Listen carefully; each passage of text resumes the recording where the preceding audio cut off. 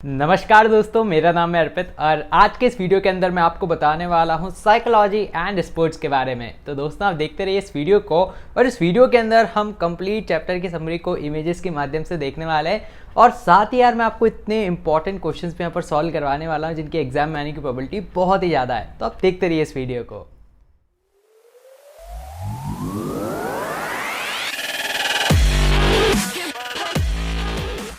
तो यार physical education का ये वाला जो चैप्टर है इसको हम सीबीएसई के लेटेस्ट सिलेबस के अनुसार करेंगे और इस कंप्लीट लेक्चर के अंदर हम important previous year questions, sample paper questions, then उसके बाद आपका stand alone MCQs, practice question, expected questions और भी बहुत सारे तरीके के क्वेश्चंस को तो सॉल्व करेंगे सही। साथ ही यार कुछ बहुत ही कमाल के एग्जांपल्स के साथ मैं यहाँ पर आपको पढ़ाने वाला हूँ। तो स्टार्ट करते हैं हमारी इस वीडियो को। और आज तो मैंने आरसीबी का टी शर्ट भी पहन लिया है, एकदम फुल ऑन स्पोर्ट्स वाले मूड में मैं हूँ। तो आइए स्टार्ट करते हैं हमारे इस कमाल के चैप्टर को। तो आइए अब हम स्टार्ट करते हैं फिजिकल एजुकेशन की यूनिट 9 को, जिसका नाम है साइकोलॉजी एंड स्पोर्ट्स को। तो यार सबसे पहले हम देख लेते हैं कि क्या क्या हमें इस चैप्टर के अंदर पढ़ना है। हमें यहाँ पर पढ़ना है पर्सनालिटी, उसकी डेफिनेशन क्या है, कितने उसके प्रकार हैं, और फिर हम देखेंगे शेल्डन और जंग का क्लासिफिकेशन और बिग 5 थ्योरी। देन इसके बाद हमें देखना है मोटिवेशन, उसके types and techniques, and then उसके बाद एग्रेशंस हमें यहाँ पर देखना है। तो बहुत ही यार सिंपल सा और छोटा सा वाला चैप्टर है। स्टार्ट करते हैं हम सबसे पहले पर्सनालिटी से। तो यार जनरली एग्जाम में आपसे पूछा जाता है कि पर्सनालिटी क्या होती है, what do you mean by personality. तो ये वाला क्वेश्चन 2 मार्क्स में आता है, या फिर अगर 3 और 4 मार्क में आता है तो इसके साथ कुछ और क्वेश्चंस भी आते हैं। यार पर्सनालिटी जो है ये एक लैटिन शब्द पर्सोना से डिराइव किया गया है, जिसका मतलब होता है मास्क, है ना। मास्क मतलब होता है मुखौटा, वो कोरोना में जो पहनते वाला मास्क नहीं, तो मुखौटा। और ये एक ऐसा मुखौटा है जिसको एक इंडिविजुअल यूज़ करता है सोसाइटी के सामने अपने आप को प्रेजेंट करने के लिए। जैसे आपने अपने स्कूल में भी कुछ बच्चों को देखा होगा जो कि अलग अलग प्रकार का बिहेवियर शो करते हैं। जब वो लड़कियों से मिलते हैं तो अलग प्रकार का बिहेवियर हो जाता है, जब वो टीचर्स के सामने होते हैं अलग बिहेवियर होता है, अपने फ्रेंड सर्कल में होते हैं अलग बिहेवियर होता है, और घर पे होते हैं माँ बाप के सामने तो भाई साहब और ही अलग बिहेवियर उनका हो जाता है। तो वो क्या होता है, एक चेंजिंग पर्सनैलिटी है ना। तो वो एक मास्क है जिसको यूज़ कर रहे हैं different individuals of the society को मीट करने के लिए। बिल्कुल यही की यही डेफिनेशन आप परीक्षा में लिख के आइएगा कि एक लैटिन शब्द है जो कि पर्सोना से डिराइव किया गया है, जिसका मतलब होता है मास्क, और पर्सनालिटी का ऐसा मास्क है जिसको कोई भी इंडिविजुअल यूज़ करता है to deal with the society and with the environment. अब पर्सनालिटी में एक इंडिविजुअल के physical, mental, social, emotional interest यहाँ पर कवर होते हैं, उसकी सभी बिहेवियरल क्वालिटीज़ कवर होती है। हम भी होता है ना, कई बार बोलते हैं कि यार इसकी पर्सनालिटी क्या चार्मिंग पर्सनालिटी, क्या गजब की पर्सनालिटी। तो हम क्या करते हैं, उसके हर एक प्रकार से एवेलुएट कर लेते हैं, है ना। हम उसको देखते हैं कि यार बंदे के अंदर है ना इमोशनल स्टेबिलिटी है, उसके अंदर फिजिक भी बहुत अच्छी है, देन उसके हम देखें तो मेंटल, है ना, इमोशनल, हर एक प्रकार से एकदम स्ट्रॉन्ग है। देन इसके बाद ये जो अपनी पर्सनालिटी रहती है बेसिकली वो एक इंटीग्रेशन रहती है ना। मैथमेटिक्स में हम पढ़ते हैं ना, integration for zero so infinity. तो इसी प्रकार का एक इंटीग्रेशन रहता है जिसमें एक इंडिविजुअल का स्ट्रक्चर, उसका बिहेवियर, उसका interest, aptitude, attitude, capability, ability, हर कुछ यहाँ पर काउंट होता है। देन इसके बाद यहाँ पर जैसा मैंने आपको बताया कि मेंटल, सोशल, इमोशनल हर एक क्वालिटीज़ को बिल्कुल समाहित किया जाता है और तभी एक इंडिविजुअल की पर्सनालिटी यहाँ पर से बनती है। देन आपसे परीक्षा में पूछा जाता है कि कितने प्रकार की पर्सनालिटी होती है, आप उसके टाइप्स एंड ट्रेट्स बताएं। तो बिल्कुल यही का यही चार्ट आपको बना के आना है। 2 प्रकार की पर्सनालिटी का क्लासिफिकेशन यहाँ पर हमारे पास उपलब्ध है। और पहला क्लासिफिकेशन है हमारे पास फिजिकल बेसिस पर, किसी भी इंडिविजुअल के हम फिजिक को देखेंगे और उस बेसिस पर हम उसकी पर्सनालिटी को इवेल्युएट करेंगे। देन सेकंड जो टाइप होता है वो होता है मेंटल बेसिस पर, हम उसके दिमाग को देखेंगे और फिर देखेंगे कि यार किस प्रकार की पर्सनालिटी यहाँ पर निखर के आ रही है। तो फिजिकल बेसिस की जो पर्सनालिटी का क्लासिफिकेशन है ये दिया गया है WH शेल्डन के द्वारा, विलियम हर्बर्ट शेल्डन ने वाला क्लासिफिकेशन दिया है। जबकि जंग वाला जो ये क्लासिफिकेशन है वो मेंटल बेसिस पे, और वो क्लासिफिकेशन में अपने पास इंट्रोवर्ट, एक्सट्रोवर्ट, एम्बिवर्ट आ जाएगा। एक एक करके हम इसको देखते हैं। सबसे पहले यहाँ पर ये जो पूरा क्लासिफिकेशन है ना WH शेल्डन का, इसको सोमेटोटाइप्स बोला जाता है। तो कई बार स्कूल आपकी जो एग्जाम होती है उसमें आ जाता है कि भाई सोमेटोटाइप्स क्या है, तो बताना कि भाई पर्सनालिटी का क्लासिफिकेशन है जिसको WH शेल्डन ने यहाँ पर दिया है according to the physique of an individual, according to human body के, मतलब किस तरह का शेप है उसके अनुसार इसको बनाया गया है। तो ये 3 टाइप्स आपके स्क्रीन पर हैं, एंडोमॉर्फ, मेसोमॉर्फ, एक्टोमॉर्फ। एक एक करके तीनों को देखते हैं। तो सबसे पहले आ जाता है हमारे पास एंडोमॉर्फ। एंडोमॉर्फ क्या रहेंगे, गोलू मोलू, है ना। तो जो गोल मटोल रहेंगे वो एंडोमॉर्फ वाले कैटेगरी में आ जाएंगे। And rounded body shape, rounded physique इनका रहेगा। एक्सेसिव इनके पास मास रहता है, ठीक है, बहुत ज़्यादा बॉडी वेट बॉडी फैट इनके पास रहेगा। इससे क्या होता है, ये बहुत सारे स्पोर्ट्स में कम्पीट नहीं कर पाते। लेकिन हाँ, कुछ स्पोर्ट्स है जिनमें इनकी ज़रूरत रहती है, और वो है अपने पास सूमो, है ना, वो सूमो पहलवान आपने देखा होगा। देन उसके बाद पावर लिफ्टिंग, वेट लिफ्टिंग, उन सभी में भी गोलू मोलू तरह के लोग चाहिए रहते हैं। अभी पत्रकार पोपट लाल को है ना, बड़ा सा वो रॉड उठाने के लिए बोल देंगे, नहीं उठा पाएगा, अब भाई डॉक्टर आती है एक हाथ से उठा लेंगे। सो गोलू मोलू इंसान वहाँ पर चाहिए रहता है, ठीक है, याद रखना। एंडोमॉर्फी में क्या होता है, राउंडेड बॉडी शेप रहता है। देन इसके बाद आ जाते हैं अपने पास मेजोमॉर्फ, विराट कोहली जैसे लोग हैं ना। आज तो आरसीबी के टी शर्ट में भी आप मुझे देख पा रहे हैं। सो यहाँ पर बिल्कुल जो विराट कोहली जैसे रहते हैं, जिनका एकदम बॉडी जो शेप रहता है परफेक्ट रहता है ना, 6 पैक्स एब्स आपको देखने को मिलेंगे, रेक्टेंगुलर बॉडी शेप रहता है, एंड वहाँ पर थिक मसल्स एंड बोन्स उनकी रहती है। तो ये सब लोग क्या होते हैं, मेजोमॉर्फ के अंदर आते हैं। और ये भी देखा गया है जनरली जो मेजोमॉर्फ वाले लोग रहते हैं हमेशा टॉप स्पोर्ट्स पर्सन रहते हैं अपने स्पोर्ट में। जैसे आप विराट कोहली को देख सकते हो, धोनी को देख सकते हो, रोनाल्डो को देख सकते हो, मेसी, तो ये सारे टॉप स्पोर्ट्स पर्सन हैं। हार्दिक पांड्या हो गया, है ना, तो सारे के सारे टॉप स्पोर्ट्स पर्सन हैं। रेक्टेंगुलर बॉडी शेप है और ऑलमोस्ट हर एक कॉम्पिटिशन में कम्पीट कर लेते हैं, है ना, और बेसिक इनकी जो फिटनेस रहती है वो सबसे बेस्ट रहती है। देन इसके बाद आ जाते हैं अपने पास एक्टोमॉर्फी वाले। तो ये जो पर्सन रहते हैं ये थिन एंड बिल्कुल एलोंगेटेड इनके लिम्स रहेंगे, तो बहुत ही पतले दुबले, जैसे इमेज में भी आपको दिख रहे हैं। अब सिंस से पतले दुबले हैं, मास नहीं है बॉडी में, तो एंड्योरेंस स्पोर्ट्स में भाई साहब ये नंबर 1 पे रहेंगे, ठीक है। तो जैसे मैराथन रनिंग हो गई, इनमें बिल्कुल ये टॉप पर रहेंगे, और इस एंड्योरेंस स्पोर्ट्स वाले इस मतलब पूरे क्षेत्र को डोमिनेट करेंगे। देन इसके बाद अपने पास जो दूसरा तरह का क्लासिफिकेशन था वो मेंटल बेसिस पर था, और वो जंग भाई ने क्लासिफाई किया है। पहला है, इसमें आ जाता है इंट्रोवर्ट। इंट्रोवर्ट जनरली आपने सुना भी होगा, है ना, शब्द, जिसमें जो इंसान है वो इंटरनल वर्ल्ड ऑफ थॉट्स में घुमा हुआ रहता है, ठीक है। क्लास में बहुत सारे बच्चे मिल जाते हैं जो कि इंट्रोवर्ट वाली कैटेगरी में आते हैं, और भाई क्लास अलग चल रही है, वो अलग चल रहे हैं, जने का उनका मन चल रहा है, तो वो सब किस में आ जाएंगे, इंट्रोवर्ट में। इनका जो कॉन्फिडेंस होगा बहुत ही पुअर रहेगा, एंड मूडी रहेंगे, अनसोशल, ज़्यादा लोगों से घुलेंगे मिलेंगे नहीं, एकदम चुपचाप बैठे रहते हैं ये लोग। तो ये सब क्या होता है, इंट्रोवर्ट। देन इसके बाद आ जाते हैं भाई साहब इसके बिल्कुल अपोजिट, एक्सट्रोवर्ट। तो ये जो रहते हैं यार एक्सटर्नल वर्ल्ड ऑफ थॉट्स से बिल्कुल एसोसिएटेड रहते हैं, बाहरी लोगों से, ऑब्जेक्ट से बिल्कुल इनका बहुत ही मस्त रिलेशन रहता है, एंड यहाँ पर ये बहुत ज़्यादा कॉन्फिडेंट, लाइवली, रिस्पॉन्सिबल, और जनरली लीडरशिप रोल्स भी इनको लोकेट किए जाते हैं। सो ये आ जाते हैं हमारे पास एक्सट्रोवर्ट काइंड ऑफ पर्सनैलिटीज़ में। देन इसके बाद आते हैं हमारे पास एम्बीवर्ट, जो कि कॉम्बो ऑफर रहता है ना, इंट्रोवर्ट और एक्सट्रोवर्ट का मिक्सचर। कभी वो इंट्रोवर्ट हो जाएगा, कभी एक्सट्रोवर्ट हो जाएगा, तो इसी को हम क्या बोलेंगे, एम्बीवर्ट। इनके कुछ दोस्त आपको देखने को मिलेंगे ना, एक्सट्रोवर्ट के तो जैसे पूरी दुनिया ही उनकी दोस्त है ना, तो इनके यहाँ पर दोस्त जो रहेंगे लिमिटेड रहेंगे। देन इसके बाद आ जाता है अपने पास बिग 5 पर्सनालिटी थ्योरी। तो यार ये क्या होती है, बिग 5 मतलब 5 यहाँ पर से ट्रेट्स रहते हैं हमारे पास, और ये जो 5 ट्रेट्स रहते हैं इनके बेसिस पर हम किसी भी इंडिविजुअल की पर्सनालिटी को एनालाइज कर पाते हैं। जैसे इसका एक शॉर्ट ट्रिक भी रहती है, ओशियन, OCEAN, इस तरह से आप इसको याद रख सकते हो। O से ओपननेस, C से कॉन्सेंटियसनेस, E से एक्स्ट्रावर्जन, A से एग्रीएबलनेस, एंड N से न्यूरोटिसिज्म। अब ये सभी क्या होते हैं मैं आपको बताता हूँ, ठीक है। एग्जाम्पल के तौर पर अगर हमें अपने बड़े भाई या बड़ी बहन की शादी करवानी है, तो हम जो सामने वाला इंडिविजुअल रहेगा, ठीक है, बड़ी बहन है तो हम सामने लड़का देखेंगे, और भाई है तो सामने लड़की देखेंगे, तो उनके अंदर हम देखेंगे कि क्या ये पर्सनालिटीज़ है या फिर नहीं, है ना, क्या वो ओपन है, क्या कॉन्सेंटियस है, एक्स्ट्रावर्जन, एग्रीएबल, सारी चीज़ें देखी जाएगी। सेम स्पोर्ट्स में भी कोई इंडिविजुअल अगर स्पोर्ट्स खेल रहा है, तो अगर उसके अंदर ये सारी पर्सनालिटी रहेंगी तो डेफिनेटली वो एक बहुत ही अच्छा पर्सनालिटी का मालिक रहेगा।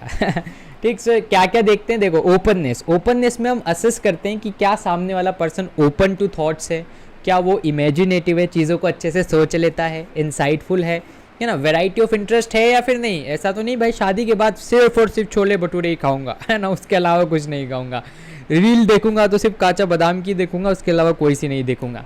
तो ऐसा नहीं चाहिए, हमें वैरायटी ऑफ इंटरेस्ट वाला चाहिए कि भाई एक दिन छोले भटूरे, एक दिन पाव भाजी, एक दिन इटालियन, मैक्सिकन, यूरोपियन, हर कुछ खाता है वो। देन इसके बाद with degree of intellectual curiosity, ठीक है, ये होना चाहिए, क्रिएटिव होना चाहिए, नए नए एक्सपीरियंस को क्या एंजॉय करना चाहता है फिर नहीं चाहता, ठीक है, ऐसा नहीं कि भाई जहाँ पर शादी हुई बस वही उस गांव में ही, उससे बाहर ही नहीं निकले ज़िंदगी भर। देन उसके बाद नए चेंजेस एंड कंसेप्ट्स को सीखने की इच्छा रहनी चाहिए, ठीक है। तो ओपननेस का ये ट्रेट है, तो ये एक ट्रेट है पर्सनैलिटी का।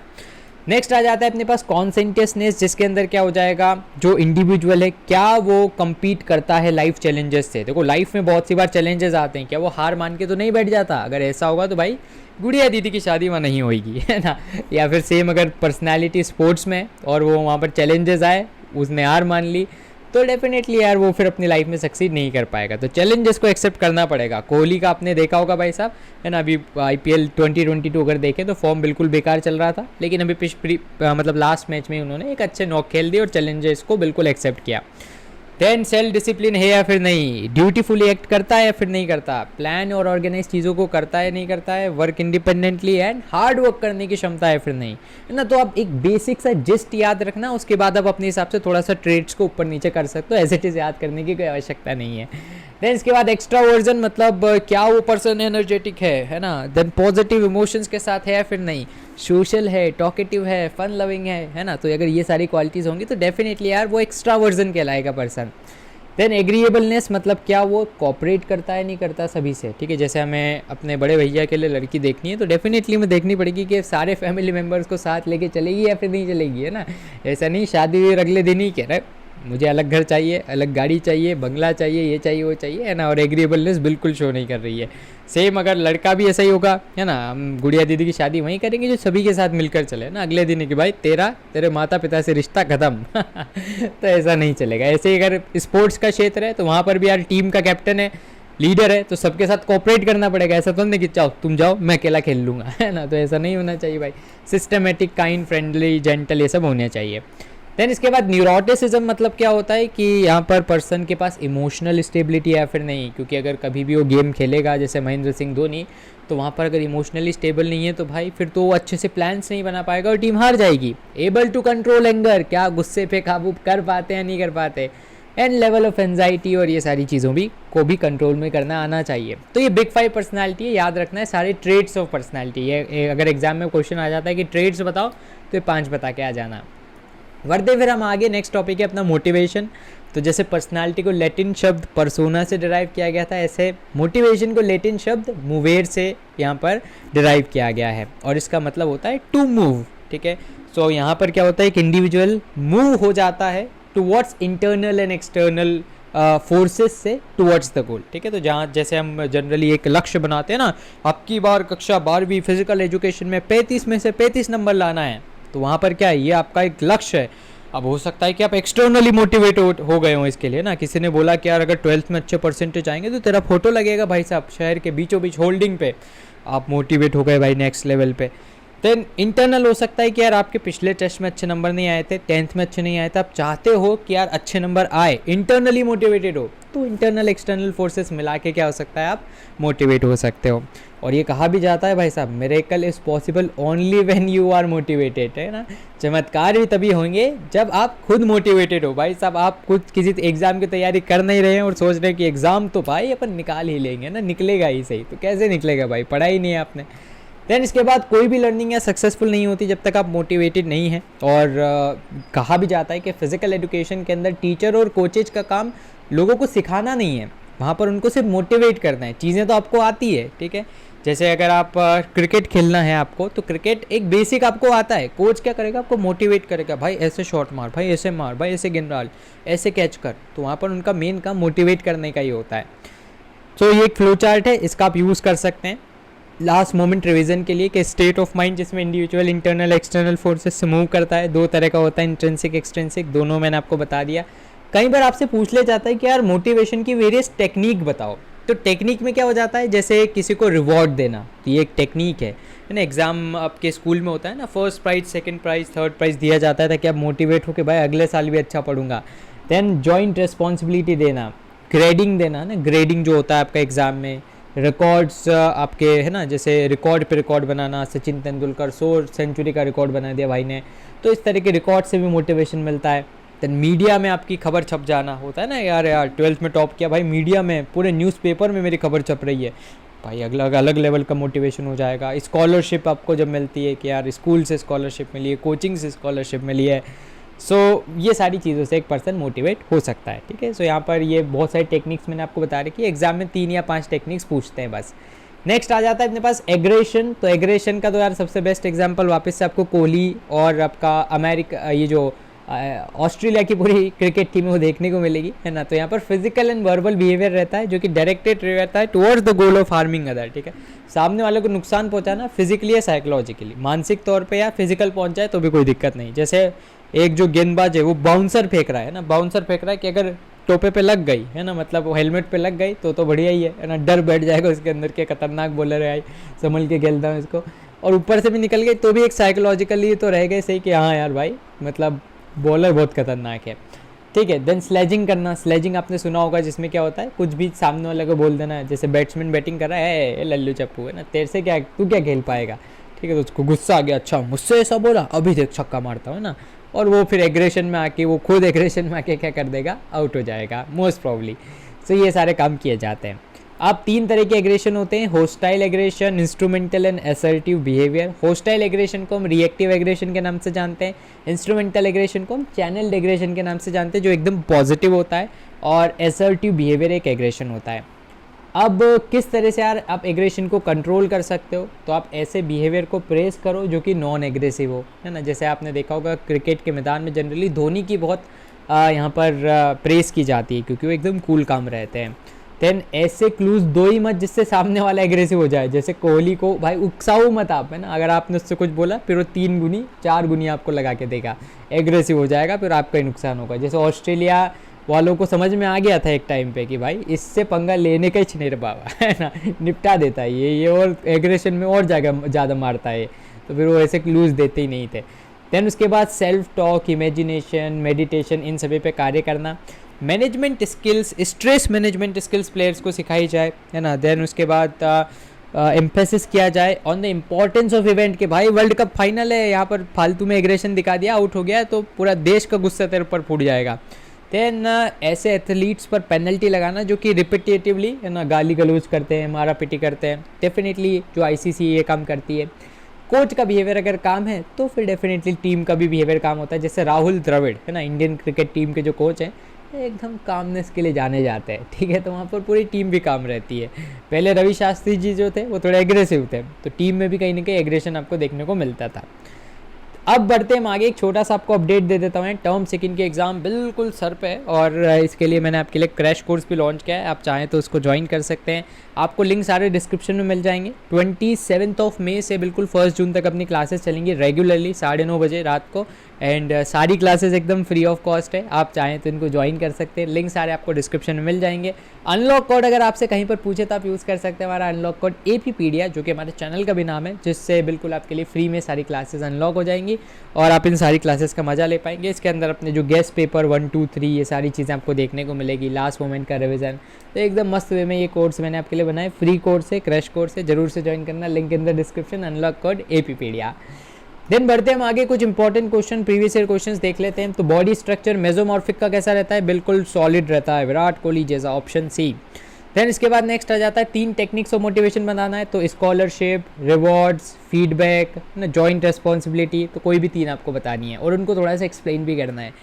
देन इसके बाद सैम्पल पेपर में आपसे प्रश्न पूछा गया था कि एक्सट्रिंसिक जो मोटिवेशन रहता है, बाहरी मोटिवेशन, वो समटाइम्स इंटरनल मोटिवेशन को किल कर देता है, इसको जस्टिफाई करो, है ना। जस्टिफाई मतलब ये स्टेटमेंट तो सही है, बस आपको कुछ एग्जांपल लेके बताना है कि कैसे एक्सट्रिंसिक मोटिवेशन समटाइम्स किल कर देता है इंट्रिंसिक मोटिवेशन को।